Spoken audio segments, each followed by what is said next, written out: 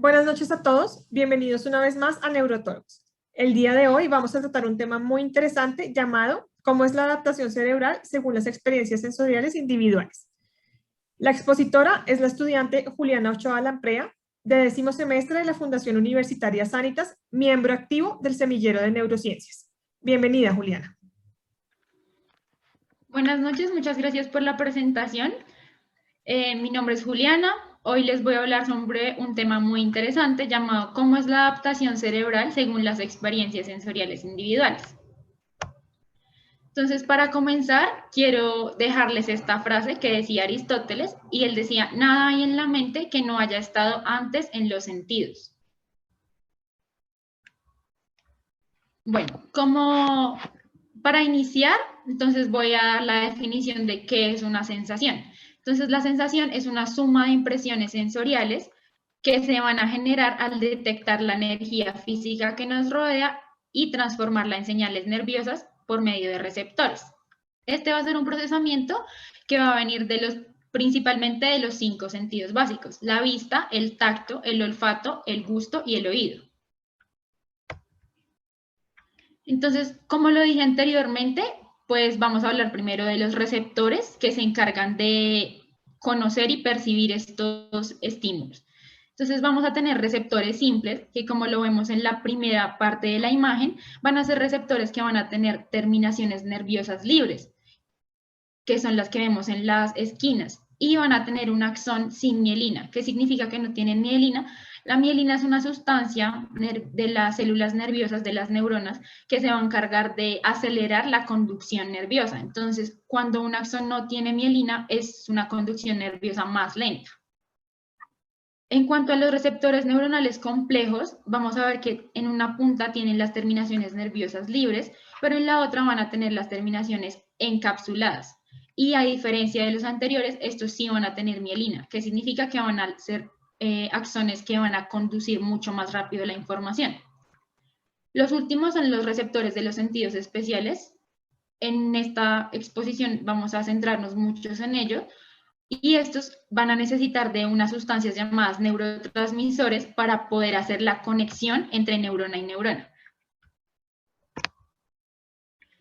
En cuanto a los tipos de receptores sensoriales, entonces vamos a dividirlos en dos, según el origen del estímulo y según el tipo de estímulo. Entonces, según el origen del estímulo, se van a dividir en exterorreceptores, que son los que vamos a encontrar en la periferia, entonces principalmente en piel y mucosas. Los telerreceptores, que son los que vamos a percibir a la distancia, como la audición. Los propios receptores, que son modificaciones del cuerpo en los que se van a generar los receptores, y ahí vamos a encontrar, por ejemplo, los músculos y los tendones. Y los viscerorreceptores, que son receptores que se van a encontrar en los órganos y digamos que internos del cuerpo.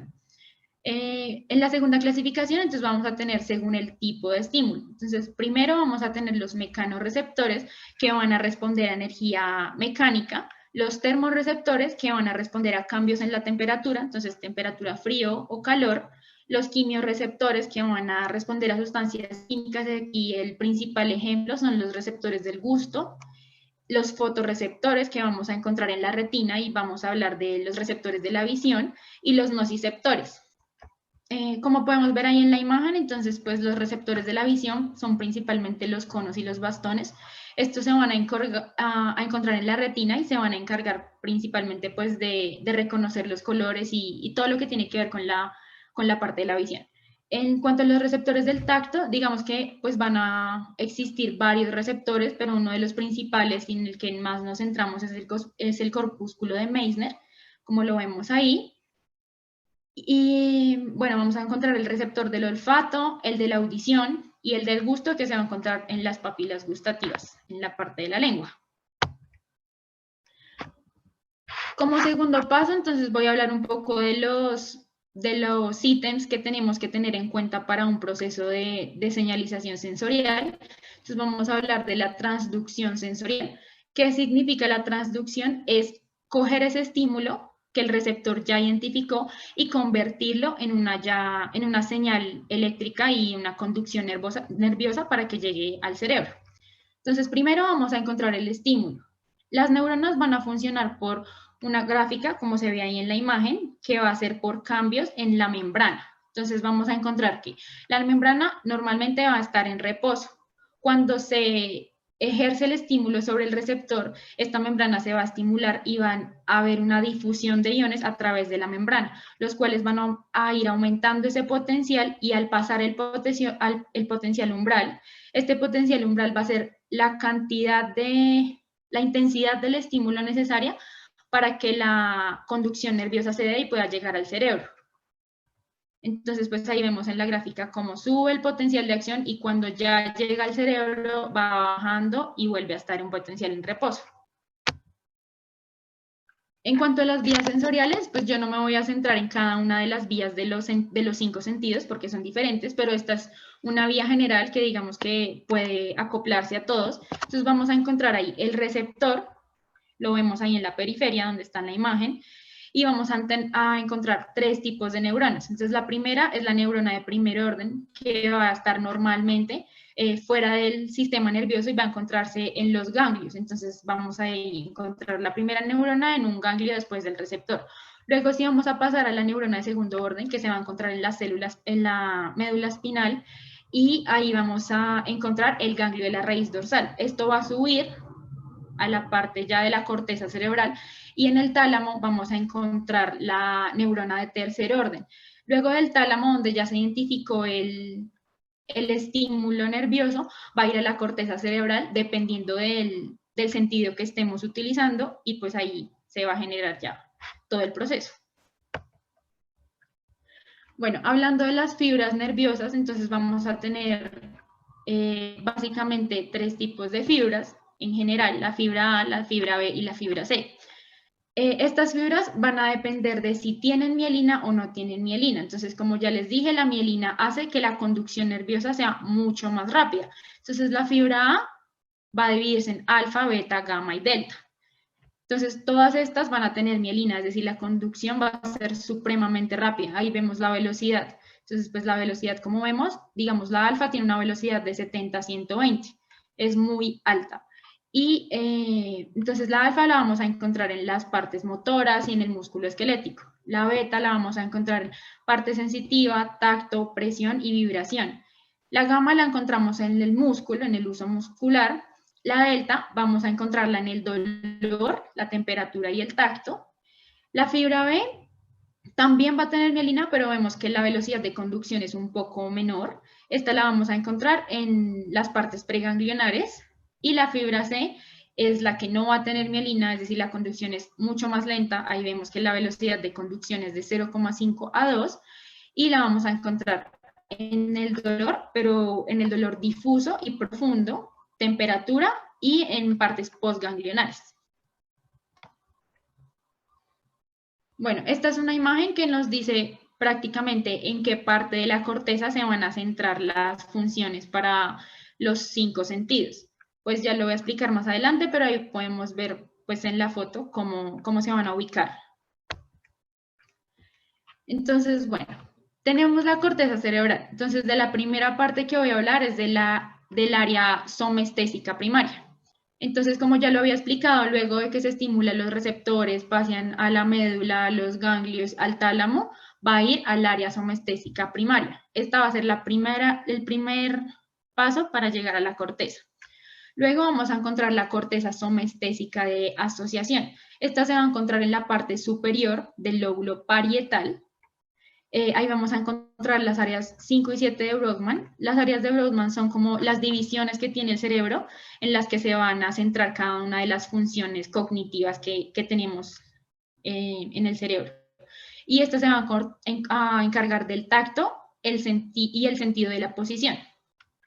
En cuanto a la corteza visual primaria, la vamos a encontrar en el lóbulo occipital, y vamos a encontrar el área visual de asociación, que va a relacionar la experiencia visual actual con la pasada, y el área visual primaria, que va a ser un procesamiento consciente de estímulos visuales. En cuanto a la corteza auditiva, se va a centrar en el lóbulo temporal. En la corteza olfatoria va a encontrarse en el cerebro anterior, y pues va a recibirse prácticamente del bulbo olfatorio, que es parte del nervio. Y la corteza gustativa se va a encontrar en la región insular, es un lóbulo del cerebro, y en el opérculo frontal. Bueno, hablando ya de la adaptación, entonces la adaptación es un proceso que se genera cuando hay una inactivación del receptor por tener un estímulo sostenido. Entonces, ¿qué pasa? Cuando no tiene un estímulo sostenido, el receptor va a producir una serie de fatiga, puede decirse así, y va a empezar a tener menos sensibilización que la que tenía antes. Entonces, en cuanto a esto, vamos a tener receptores tónicos y receptores fásicos. Entonces, los receptores tónicos son los receptores que van a tener una adaptación lenta. Entonces, al aplicar el estímulo, como vemos ahí en la membrana que nos está haciendo la simulación del potencial de acción, al aplicar el estímulo, la descarga va a ser máxima, pero esta descarga se va a mantener, sino que va a ir decreciendo a medida que va pasando un poco el tiempo. El principal ejemplo son los quimioreceptores, como ya lo dije, el receptor del gusto, y los termorreceptores, que van a ser los del calor y el frío. En cuanto a los receptores básicos, entonces son receptores de adaptación rápida.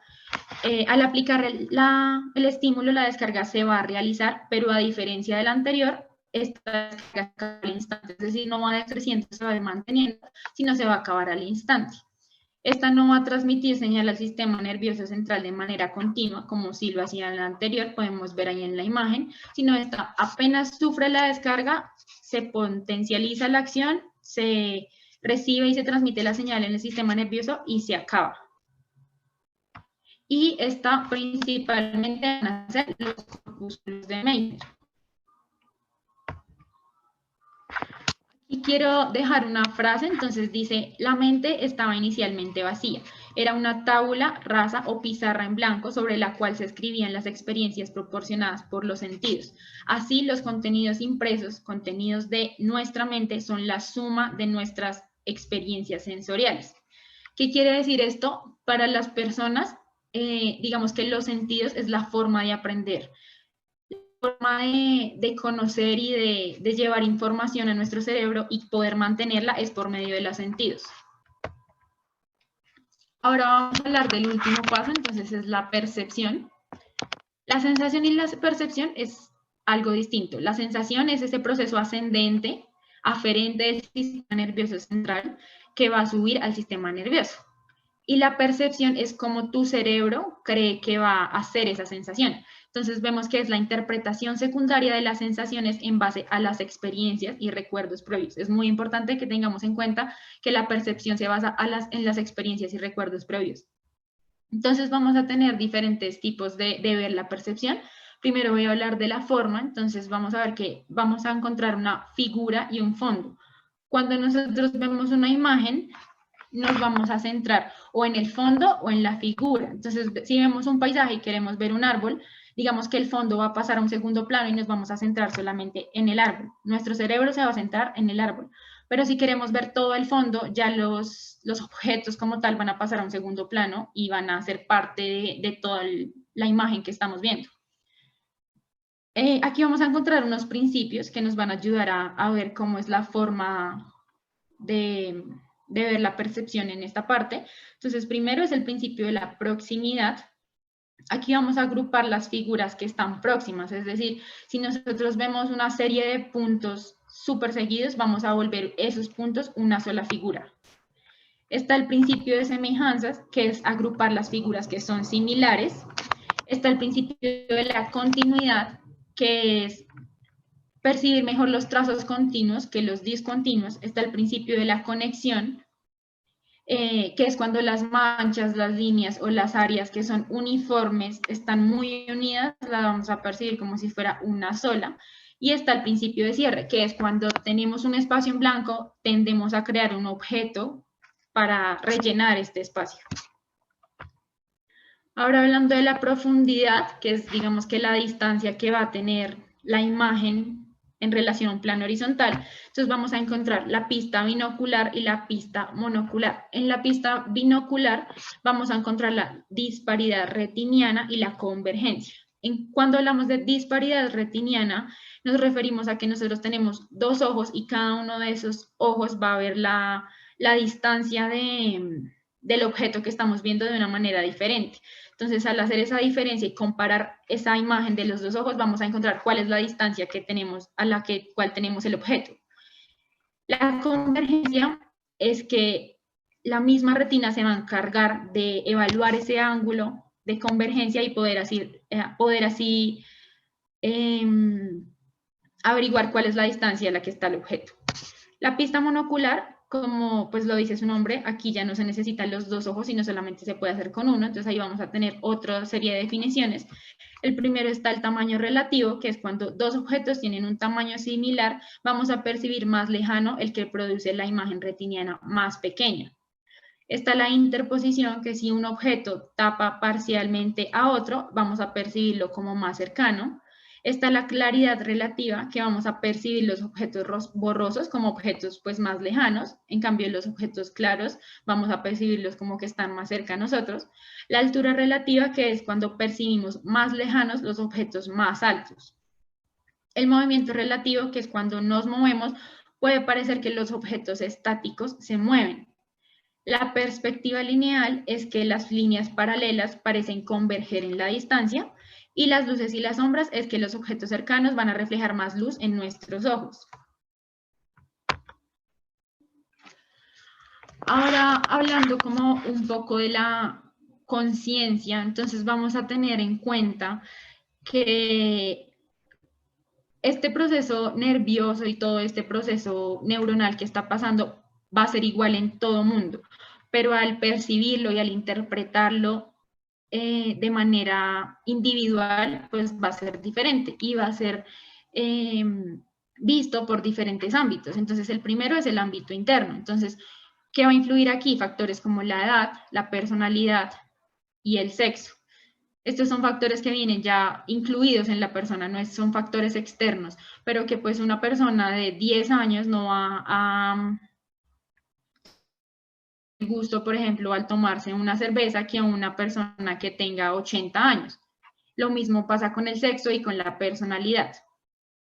En cuanto al ámbito externo, entonces ya tenemos factores como la sociedad, la cultura, el ambiente y la familia. Es muy importante tener en cuenta que la cultura influye mucho en cómo nosotros vamos a percibir cada una de las sensaciones que vamos a tener. ¿Por qué? Pues porque nosotros siempre vamos a estar influenciados por lo que nos dicen nuestros parientes, por lo que hemos vivido. Como lo dije, la percepción es basada en las experiencias previas que hemos tenido. Aquí podemos ver un cuadro que vamos a encontrar que cuando tenemos algún déficit en alguno de los sentidos lo podemos dividir según sea un elemento modificado en el ámbito interno o en el ámbito externo. Entonces, lo primero es la parte restrictiva sensorial. Entonces, puede ser una deficiencia en algún sistema sensorial. Y los ejemplos pueden ser ceguera, daltonismo, sordera, anosmia. Aquí hay un problema como tal en el sistema sensorial, en las partes nerviosas. En la parte, el otro filtro es el interno personal. Entonces aquí la característica es que va a ser un operativo dependiente de las características constitucionales del receptor, y aquí los elementos van a ser la edad, el sexo y la personalidad, es decir, los factores internos que les expliqué anteriormente. Y la parte externo sociocultural, entonces las características van a ser pautas culturales aprendidas e imitadas dentro de una determinada sociedad. Entonces, como ya lo expliqué, ahí van a verse afectadas las partes familiares, económicas, históricas y ambientales. Para terminar, quiero dejar un término que me pareció muy interesante y es los qualias. Entonces, los qualias son unas sensaciones subjetivas de la experiencia consciente. ¿Qué significa esto? Que cada persona, como se los explicaba anteriormente, no va a percibir esa sensación de igual manera que otra. Entonces, por ejemplo, una persona que tenga problemas para ver los colores, si tú le dices, estoy viendo un color rojo, esa persona no va a saber qué es el color rojo porque él nunca ha vivido esa experiencia. por más de que él se pueda poner a estudiar la parte científica, la parte neuronal, no va a poder nunca entender qué es el color rojo porque es algo que no ha vivido. Lo mismo pasa, digamos, con la cerveza. Entonces, la cerveza no va a ser lo mismo cuando tú pruebas el primer sorbo de cerveza que probaste en tu vida, probablemente no fue la sensación más agradable, pero a medida que empiezas a seguir tomando cerveza, que empiezas a crecer, el gusto va a ser diferente. Entonces, estos son los qualia, son sensaciones subjetivas porque no todo el mundo va a verlas de igual manera de la experiencia consciente. Entonces, ahí tenemos un ejemplo que es pensar en un cuadrado rojo. Esa experiencia va a tener dos qualias, la sensación del color rojo, es decir, qué es el color rojo para ti en tu mente, y la qualia de la forma. Entonces, ¿cómo vamos a representar nosotros un cuadrado? Cuando nosotros nos dicen casa, ya sabemos que es una casa porque ya hemos visto muchas casas, ya no las hemos imaginado de alguna manera.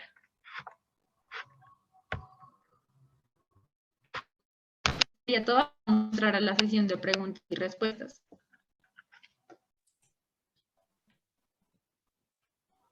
Muchas gracias, Juliana, por tu intervención. En este momento nos llegan 2 preguntas que voy a realizarte para que por favor nos ayudes con la respuesta. La primera dice, ¿hay una parte específica del cerebro que se encarga de los qualias? Bueno, digamos que esto es una pregunta que está muy...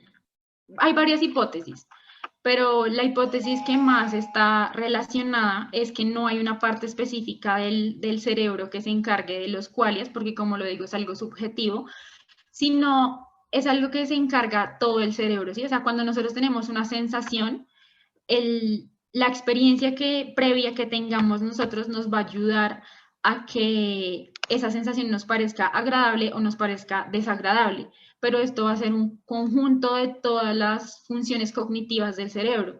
Por ejemplo, si algo no te gusta, vas a generar desagrado, o si alguna parte, no sé, digamos en la parte del tacto, que sea algo doloroso o algo así, vas a generar una respuesta del miedo. El miedo es algo que se va a relacionar en otra parte del sistema nervioso, que puede ser el sistema límbico.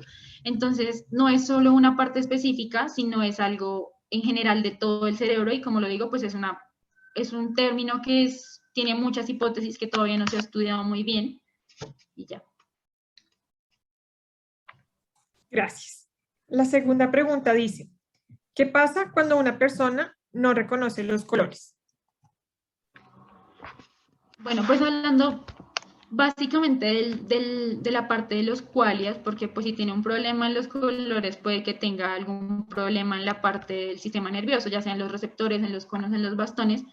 Pero hablando como de la parte de la experiencia subjetiva, como lo dije anteriormente, pues una persona que no conoce y nunca ha visto un color, por ejemplo, un color azul, un color rojo, cuando le hablan de ese tipo de color, él no va a saber qué es, porque no lo conoce, es algo que no conoce. Como les dije en las frases que les dije, si nosotros, todo lo que nosotros sabemos y conocemos y guardamos en nuestro cerebro, primero tiene que pasar por los sentidos. Por más de que a ti te expliquen el rojo, se ve de esta manera, o el rojo científicamente se ve por tales ondas y así, no vamos a saber bien qué es el rojo si no conocemos el color y no lo hemos vivido.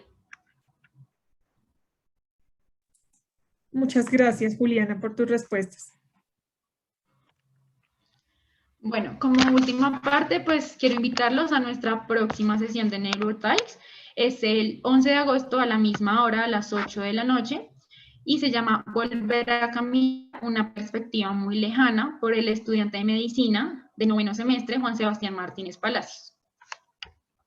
Muchas gracias. Gracias.